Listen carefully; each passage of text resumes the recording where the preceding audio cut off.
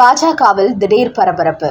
அண்ணாமலையை டென்ஷன் ஆக்கிய தமிழிசை சவுந்தரராஜன், குஷ்பு தாவேகாவில் இணைய திட்டம் போடுகிறார்களா? டெல்லிக்கு கொண்டு செல்லப்பட்ட முக்கிய வீடியோ ஆதாரங்கள். வணக்கம் நண்பர்களே. தமிழ்நாட்டில் உள்ள பாஜக இந்து எதிரியான திமுகவுக்கு எதிரான அரசியலை எப்போதுமே முன்னெடுத்து வருகிறார்கள். அந்த வகையில் கடந்த ஆட்சி காலத்தில் திமுக செயல்பாட்டை பாஜக முன்னாள் தலைவர் அண்ணாமலை தொடங்கி நைனா நாகேந்திரன், தமிழிசை, வானதி, எல் முருகன், குஷ்பு என அத்தனை தமிழக பாஜகவினருமே கடுமையாக விமர்சனம் செய்தார்கள். இந்த நிலையில்தான் தற்போது புதிதாக ஆட்சிக்கு வந்திருக்கும் விஜயின் தமிழக வெற்றிக் கழகமும் திமுக செய்த அதே அரசியலை தான் முன்னெடுத்து வருகிறது. இவர்களும் பாஜகவில் என்று கூறுகிறார்கள். அந்த வகையில் பாஜகவை பொறுத்தவரை திமுக, தாவேகா இரண்டுமே ஒன்றுதான். அப்படி இருக்கும்போது தமிழிசை சவுந்தரராஜன் அளித்த ஒரு பேட்டியில், கடந்த திமுக ஆட்சியை போல் அல்லாமல் தமிழக வெற்றிக் கழகம் சிறப்பாக செயல்படுகிறது, இன்னும் போக போக அவர்கள் நல்லாட்சி நடத்தக்கூடும் என்று ஒரு கருத்து சொல்லியிருக்கிறார். இது பாஜகவின் முன்னாள் தலைவர் அண்ணாமலை மட்டுமின்றி அவரது ஆதரவாளர்களுக்கு கடுமையான கோபத்தை ஏற்படுத்தியுள்ளது.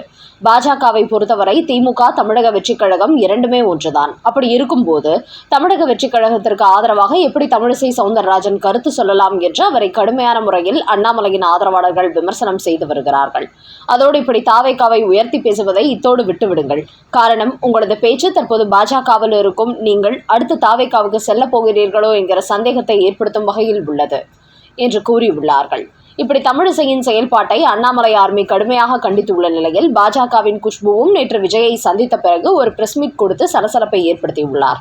அதாவது நேற்று சின்னத்திரை கலைஞர்கள் சார்பில் விஜயை சந்தித்த குஷ்பு அவரை சந்தித்ததோடு நிறுத்திக் கொள்ளாமல் அதையடுத்து மீடியாக்களை சந்தித்த போது, விஜய் ஆட்சிக்கு வந்து 15 நாட்கள் தான் ஆகிறது, அதற்குள் அவரது செயல்பாட்டை விமர்சிக்க வேண்டுமா? அவர் ஒன்றும் பரம்பரை அரசியல்வாதி கிடையாது, என்றாலும் மக்களுக்கு நல்லது செய்ய வேண்டும் என்கிற நோக்கத்தில் அரசியலுக்கு வந்துள்ளார். அவரை புரிந்து கொண்ட மக்களும் வாக்களித்து முதல் தேர்தலையும் வெற்றியை கொடுத்து விட்டார்கள். அதனால் அடுத்தபடியாக தமிழ்நாட்டு மக்களுக்கு மிகப்பெரிய நன்மைகளை செய்ய நான் திட்டமிட்டிருப்பதாக விஜய் கூறுகிறார். அதனால் அவர் முதலமைச்சராக இருக்கும் 15 நாட்களிலேயே அவரது செயல்பாட்டை விமர்சிக்க வேண்டாம், அவருக்கு கொஞ்சம் டைம் கொடுக்கலாம். கண்டிப்பாக விஜய் தமிழ்நாட்டு மக்களுக்கு நன்மை செய்வார் என்று அவருக்கு சாதகமாக ஒரு பேட்டி கொடுத்துள்ளார் குஷ்பு. இதுவும் தமிழக பாஜகவினரை கடுமையான கொந்தளிப்புக்கு உள்ளாகி இருக்கிறது. அதனால் விஜய்க்கு ஆதரவாக கருத்து சொன்ன தமிழிசை சவுந்தரராஜன், குஷ்பு பேசிய வீடியோக்களையும் அண்ணாமலையின் ஆதரவாளர்கள் டெல்லி பாஜக தலைவருக்கு அனுப்பி வைத்துள்ளார்களாம்.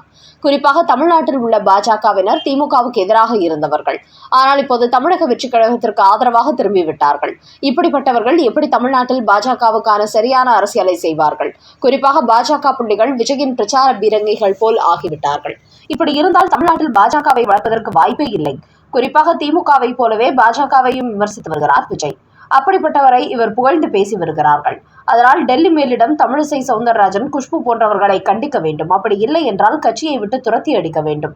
இவர்களின் செயல்பாட்டை பார்க்கும்போது சமீப காலமாக அதிமுகவில் வெற்றி பெற்ற எம்எல்ஏக்கள் விஜய் கட்சியில் இணைந்திருப்பது போன்று இவர்களும் பாஜக சார்பில் போட்டியிட்டு தோல்வியடைந்த நிலையில் தாவேகா பக்கம் திரும்பி இருப்பதாகவே தெரிகிறது. அதனால் பாஜகவில் நிர்வாகிகளாக இருந்து கொண்டு விஜயின் புராணம் பாடும் இவர்கள் கட்சி மேலிடம் உடனடியாக தண்டிக்க வேண்டும் என்று அண்ணாமலை ஆர்மி அந்த கடிதத்தில் தெரிவித்துள்ளார்களாம். அடுத்த செய்தி. விஜயின் தாவேகா வலிமை பெற்றால் எதிர்காலத்தில் அதிமுக, திமுக கூட்டணி வைக்க முடிவு, கைகோர்க்க போகும் இரட்டை இலை உதயசூரியன். தமிழக அரசியல் வட்டாரங்களில் பற்றிக் கொண்ட பரபரப்பு.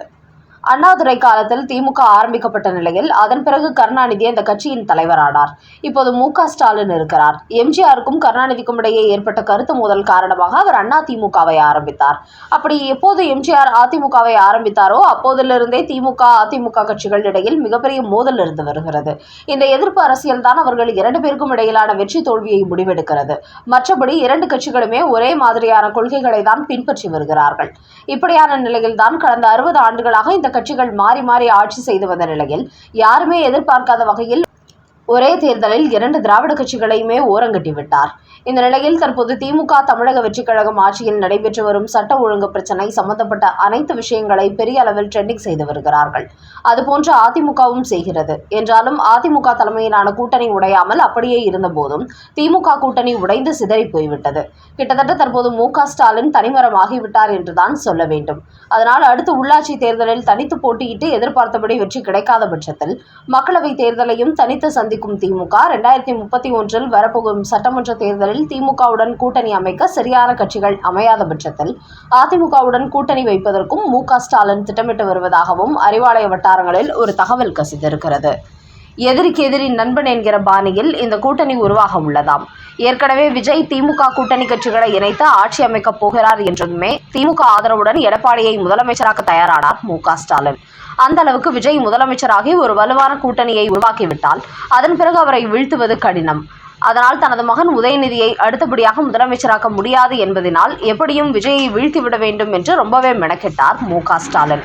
ஆனால் இந்த தேர்தலில் தேசிய ஜனநாயக கூட்டணிக்கு எதிராக பிரச்சாரம் செய்த மு.க.ஸ்டாலின் அதிமுகவை சேர்ந்த எடப்பாடியை முதலமைச்சராக்க திட்டமிட்டதால் திமுக கூட்டணியில் உள்ள அத்தனை கட்சிகளும் அவர் மீது கடுமையான அதிருப்திக்கு ஆளாகிவிட்டார்கள்.